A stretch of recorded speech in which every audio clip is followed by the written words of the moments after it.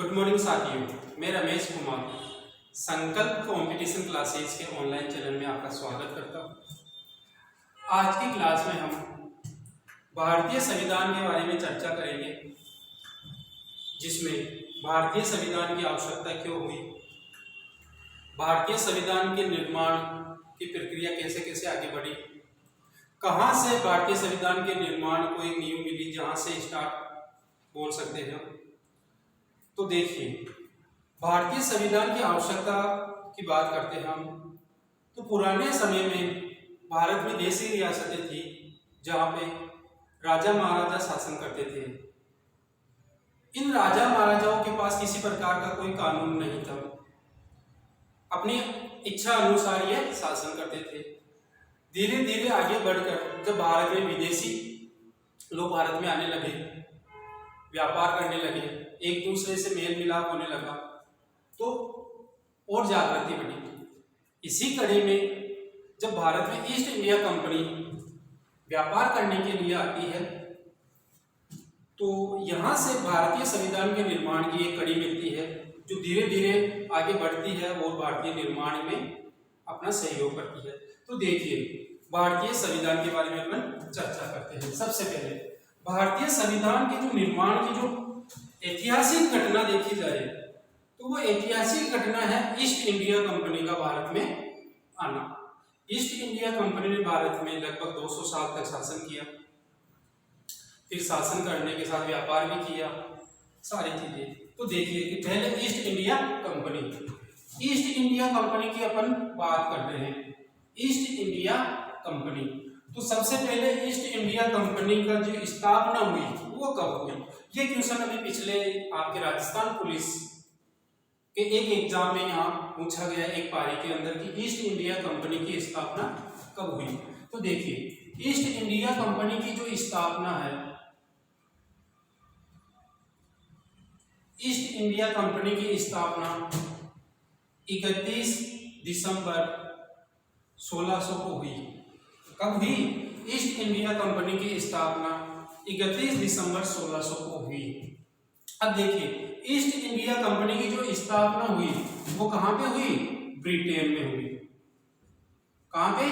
Britain में। अब देखिए, ईस्ट इंडिया कंपनी कोई सरकारी कंपनी नहीं थी, ये ब्रिटेन के व्यापारियों का एक समूह था या संघ कह सकते हैं। उनकी एक प्राइवेट कंपनी थी जो भारत के साथ व्यापार करना चाह रही थी। अब देखिए, अब यहां से एक सवाल और ये बनता है कि ईस्ट इंडिया कंपनी की स्थापना के समय इंग्लैंड का शासक कौन था? यानी महिला थी या पुरुष था, वो बात करते हैं। तो देखो, शासक ईस्ट इंडिया कंपनी की स्थापना के समय इंग्लैंड का जो महारानी थी वो थी एलिजाबेथ प्रथम। एलिजाबेथ प्रथम ने घोषणा पत्र के द्वारा, कैसे? घोषणा पत्र के द्वारा, घोषणा पत्र के द्वारा ईस्ट इंडिया कंपनी को व्यापार करने की अनुमति देता है। तो देखिए, अब तक आपने ये देखा कि ईस्ट इंडिया कंपनी की जो स्थापना हुई 31 दिसंबर 1600 को हुई, ये ब्रिटेन में हुई, और ये व्यापारिक यानी कि इंग्लैंड के व्यापारिक संगठन था, उसकी एक निजी कंपनी थी। और इस समय ब्रिटिश शासिका कौन थी? एलिजाबेथ प्रथम थी, जिसने घोषणा पत्र के द्वारा ईस्ट इंडिया कंपनी की स्थापना की। ठीक है। अब देखिए, इसी कड़ी के अंदर 1615 ईस्वी में टॉमस रो भारत आता है और जहांगीर के दरबार में आता है। कहाँ आता है? जहांगीर के दरबार में आता है। जहांगीर के दरबार में आता है। किस लिए आता है? यह आता है भारत में ईस्ट इंडिया कंपनी को व्यापार करने की अनुमति लेने के लिए। कौन आता है? टॉमस रो आता है। थॉमस रो मिलेगा या कहीं टॉमस रो मिलेगा, दोनों एक ही बात है साथियों। ठीक है ना? किसके दरबार में आता है? जहांगीर के दरबार में आता है। और कब आता है? 1615 ईस्वी में आता है। अब इसी के साथ जहांगीर क्या करता है, थॉमस रू को भारत में व्यापार करने की अनुमति देता है, भारत में व्यापार करने की अनुमति देता है। तो अब east India company, east India company Bharat में व्यापार प्रारंभ करती है। इसके लिए सबसे पहले ईस्ट इंडिया कंपनी अपना एक कारखाना खोलती है, कारखाना खोलती है। और कारखाना कहां पे खोलती है, ये खोलती है सूरत के अंदर। यानी ईस्ट इंडिया कंपनी ने अपना पहला कारखाना कहां पे खोला, सूरत में खोला। और सूरत कहां है, गुजरात के अंदर है। अभी कहां पे, गुजरात के अंदर। ठीक है साथियों, तो ईस्ट इंडिया कंपनी ने अपना पहला कारखाना कहां पे खोला, गुजरात, सूरत के अंदर। कई बार ये क्वेश्चन पूछा भी गया है।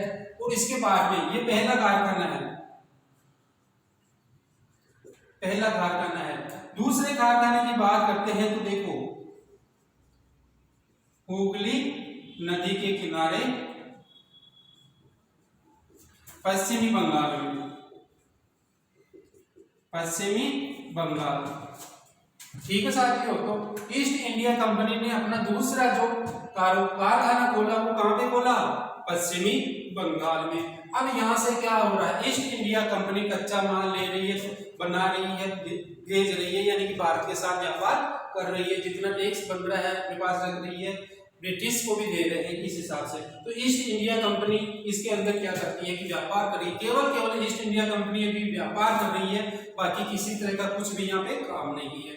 और ईस्ट इंडिया कंपनी को व्यापार करने की अनुमति जहांगीर देता है। ठीक है साथियों, तो अभी तक जो आपने पढ़ा है केवल पढ़ा है ईस्ट इंडिया कंपनी के बारे में, क्योंकि ईस्ट इंडिया कंपनी भारत में आएगी तब पता चलेगा कि लोगों के साथ कैसा शोषण होता है। तो लोगों में यहाँ से नियम बन के आएंगे, ये नियम ही आगे जाके भारतीय संविधान के निर्माण में अपना अच्छा योगदान देंगे। तो देखिए, इसको एक बार उतार लीजिए, स्क्रीनशॉट ले लीजिए और फिर अपन इसका आगे की ओर बढ़ते हैं। देखिए, अब देखिए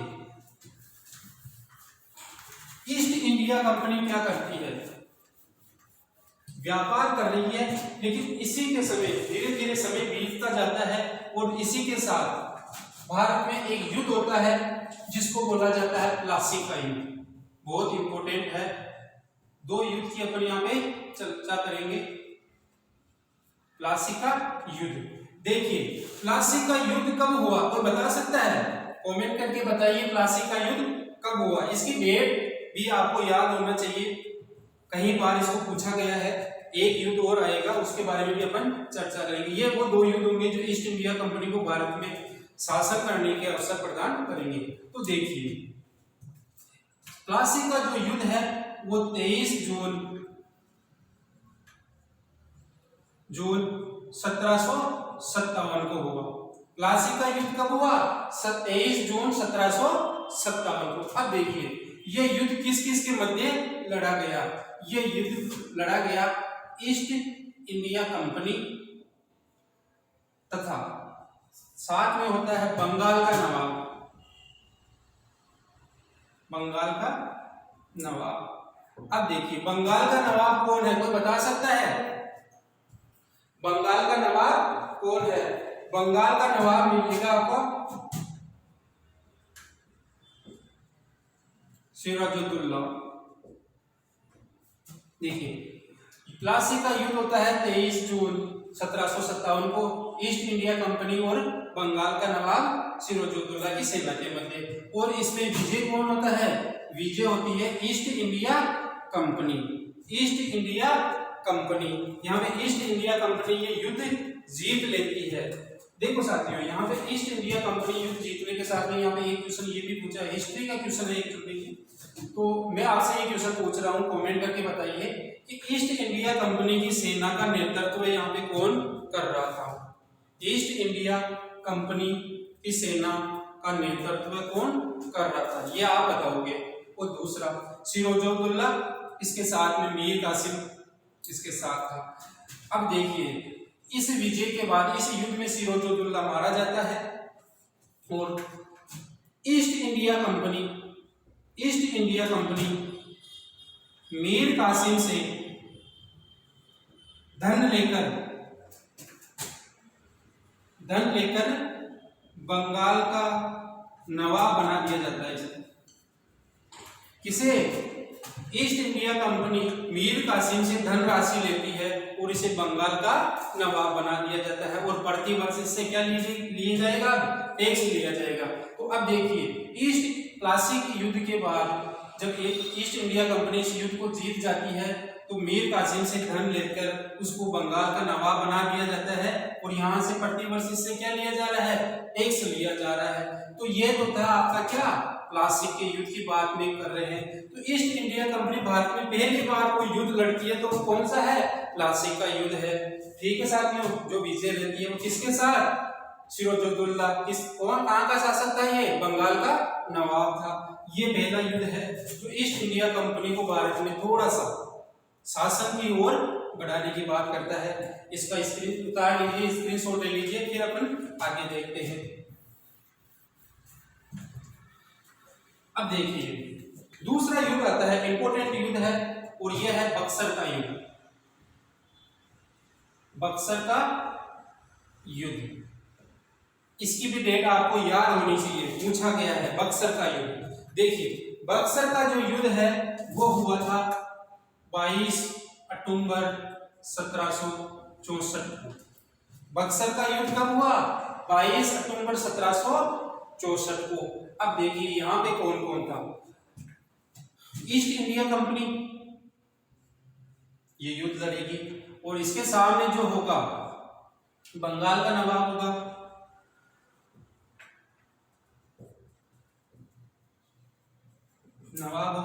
दूसरा अवध का नवाब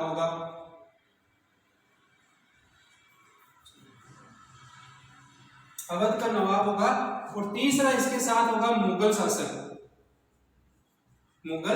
शासक। अब देखिए ये तीनों की सेना और ईस्ट इंडिया कंपनी की सेना आमने सामने होती है और यहाँ पे जो विजय होती है वो कौन होती है? ईस्ट इंडिया कंपनी इस युद्ध को जीत लेती है। इस युद्ध को जीतने के साथ ही ईस्ट इंडिया कंपनी बंगाल में शासन करना प्रारंभ कर देती है। साथ ही ये क्षेत्र बढ़ जाते हैं कहां तक? बंगाल, उड़ीसा और बिहार तक। यानी कि बक्सर के युद्ध के बाद ईस्ट इंडिया कंपनी अपना शासन कहां कहां तक करती है? बंगाल तक, उड़ीसा तक और बिहार तक। अब देखिए इस बार बक्सर के युद्ध को जीतने के बाद में ईस्ट इंडिया कंपनी किसी को शासन या नवाब नहीं बना रही है, शासन नहीं दे रही है, ना किसी को नवाब बना रही है, लेकिन ईस्ट इंडिया कंपनी अब क्या कर रही है? खुद शासन कर रही है। यानी कि ईस्ट, यहां से एक सवाल बनता है साथियों कि वह कौन सा युद्ध है जो ईस्ट इंडिया कंपनी को भारत में शासन करने का अवसर प्रदान करता है? वह कौन सा युद्ध है जो ईस्ट इंडिया कंपनी को भारत में शासन करने का अवसर प्रदान करता है? तो वो कौन सा युद्ध है? बक्सर का युद्ध है। और बक्सर का युद्ध कहां पे कब लड़ा गया? ये 22 अक्टूबर 1764 को लड़ा गया। अब देखिए कौन कौन? बंगाल का शासक मीर कासिम है, अवध का शासक कौन है? सिराजुद्दौला है, और मुगल शासक कौन है? यहाँ पे शाह आलम प्रथम है। इन तीनों की सेना और ईस्ट इंडिया कंपनी की सेना, यहीं पे ईस्ट इंडिया कंपनी का जो नेतृत्व करता है वो कैप्टन मोरेरो करता है। ठीक है ना? इसी प्रकार आपको प्लासी के युद्ध के बारे में वो बताया था। यहां से तो देखो, यहां से एक नोट बना के आपको डालना है, आपके नोट्स बना रहे हो तो इसमें आपको ये डालना है कि वह कौन सा युद्ध है जो ईस्ट इंडिया कंपनी को भारत में शासन करने का अवसर प्रदान करता है। तो वो कौन सा है? बक्सर का युद्ध है। ठीक है ना? उतार लीजिए इसको, शॉर्ट स्क्रीन ले लीजिए, फिर अपन आगे बढ़ते हैं। ठीक, अब देखिए साथियों, बक्सर के युद्ध के बाद में ईस्ट इंडिया कंपनी शासन कर रही है, लेकिन कंपनी का जो मेन पर्पज, या आप बात कर सकते हैं कि जो मूल आधार था वो केवल धन कमाना था। तो धन कमाने के चक्कर में क्या हो रहा था कि अत्याचार होने लगा इन क्षेत्रों में। तो यह बात, और कहीं ना कहीं यह बात ऐसे भी देखी जा सकती है कि ईस्ट इंडिया कंपनी जब भारत में शासन कर रही थी तो मोटा धन कमा रही थी, तो इसका कुछ पार्ट ही ब्रिटिश संसद में या महारानी के पास जा रहा था। तो ब्रिटिश संसद भी चाह रहे थे कि ईस्ट इंडिया कंपनी जो शासन के साथ साथ व्यापार भी कर रही है, तो क्यों ना इसको साइड में करके हम इस व्यापार को अपने हाथ में ले ले। तो धीरे धीरे ब्रिटिश संसद ईस्ट इंडिया कंपनी को साइड करना भी स्टार्ट करेगी। तो देखिए यहाँ पे क्या होता है, ब्रिटिश संसद एक नियम बनाती है जो भारत में ईस्ट इंडिया कंपनी पर निगरानी रखेंगे। और भारत में पहली बार, ध्यान से सुनिए, भारत में पहली बार कोई नियम या कानून बनकर आता है, यहीं से भारतीय संविधान के निर्माण की प्रक्रिया स्टार्ट होती है। तो देखिए कौन सा भारत में पहला 1773 का रेगुलेटिंग एक्ट, भारत में पहली बार कोई एक्ट बनकर आता है, वो कौन सा आता है, 1773 का रेगुलेटिंग एक्ट आता है। अब इसमें देखिए क्या क्या होता है। रेगुलेटिंग एक्ट जो बनकर आया था वो आया था ब्रिटिश संसद से।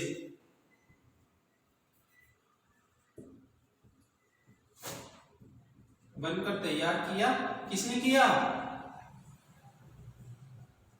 ब्रिटिश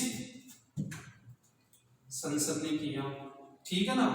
अब देखिए दूसरा, इसमें जो बातें बताई गई वो कौन कौन सी बताई गई, ये अपन बात करते हैं। पहली बात तो ये कर दिया कि बंगाल में एक गवर्नर जनरल की नियुक्ति की गई। गवर्नर था, 3 गवर्नर थे उस समय, बंगाल का था, बिहार का था और उड़ीसा का था। लेकिन बंगाल के गवर्नर जनरल को बना दिया गया और तीनों पर नजर रखने का काम किया गया। तो बंगाल का गवर्नर जनरल को मैं जीजी रख सकता हूँ, लिख रहा हूँ गवर्नर जनरल। तो यहां से सवाल ये उठता है कि बंगाल का प्रथम गवर्नर जनरल कौन बना। तो देखो, वॉरेन हेस्टिंग बंगाल का प्रथम गवर्नर जनरल बना है। ध्यान से साथियों, क्योंकि आगे भी ऐसे ऐसे क्वेश्चन आएंगे जो कंफ्यूज करेंगे। वहां पे आएगा भारत का प्रथम वायसराय की बात करते हैं, वो भी आएगा, और संपूर्ण भारत का गवर्नर जनरल की बात करेंगे तो वहां भी प्रथम आएगा। तब यहाँ की आगे और चर्चा करेंगे, लेकिन अभी देख लीजिए बंगाल का प्रथम गवर्नर जनरल कौन था, वॉरेन हेस्टिंग, जो क्या करेगा, बंगाल, उड़ीसा और बिहार तक नजर रखेगा और सारी के सारी रिपोर्टिंग किसको करेगा, ब्रिटिश संसद को करेगा। अब देखिए, इस गवर्नर जनरल की सहायता के लिए, इस गवर्नर जनरल की सहायता के लिए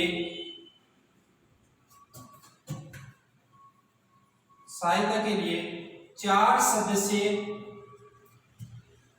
सदस्य की क्या बनाई गई है, समिति बनाई गई, जो क्या करेंगे, इस गवर्नर जनरल की सहायता करेंगे। डिसीजन तो गवर्नर जनरल का ही होगा, लेकिन राय भी इनसे ली जाएगी, ठीक है ना। अब देखिए, इस वॉरेन हेस्टिंग व इन सदस्यों पर, समिति पर नजर रखने के लिए कलकत्ता में सुप्रीम कोर्ट की स्थापना की गई। ये 1774 में हुआ। देखिए, ये रेगुलेटिंग एक्ट 1773 में ब्रिटिश संसद में पारित हुआ और भारत में 1774 में लागू हुआ है। तो देखिए यहाँ पे कोलकाता में सुप्रीम कोर्ट की क्या की गई, स्थापना की गई। आपके रेगुलेटिंग एक्ट में ये बातें की गई। अब देखिए, गवर्नर जनरल क्या करेगा, गवर्नर जनरल जो ईस्ट इंडिया कंपनी है वो भारत में व्यापार कर रही है और शासन कर रही है ना, उस पर नजर रखेगा गवर्नर जनरल को। इसकी रिपोर्ट कौन किसको देगा, ईस्ट इंडिया कंपनी को। ये गवर्नर जनरल किसको देगा इसकी रिपोर्ट, ईस्ट इंडिया कंपनी को देगा। और इसकी सहायता के लिए 4 सदस्यों की समिति बनाई गई जो इसकी सहायता करेंगे। और मान लीजिए ये दोनों, यानी ये समिति और गवर्नर जनरल भी कुछ गड़बड़ करते हैं, तो इन पर निगरानी रखने के लिए सुप्रीम कोर्ट की स्थापना की गई। और कहाँ पे की गई, कोलकाता के अंदर स्थापना की गई। ये भारत में पहली बार कोई नियम आया है। साथ में देखो, रेगुलेटिंग एक्ट आया है जो क्या की भारत में पहली बार, जो भारतीय संविधान के निर्माण में ये बहुत ही ज्यादा योगदान देगा, जो लोगों में जागृति का काम करेगा। अब देखिए, यहाँ इसकी स्क्रीनशॉट ले लीजिए, उतार लीजिए आप, ठीक है साथियों। आप आगे की क्लास अपनी कल करेंगे कंटिन्यू इसी को, और इसमें से एक दो क्वेश्चन आपसे पूछा गया वो कमेंट करके आप बताइए, और कल से इसके आगे के जो कितने कौन से एक्ट आए हैं उसके बारे में चर्चा करेंगे, इसको एक बार रिवीजन करके इसको आगे चलेंगे। और साथियों चैनल को सब्सक्राइब करें, लाइक करें एंड शेयर करें। जय हिंद।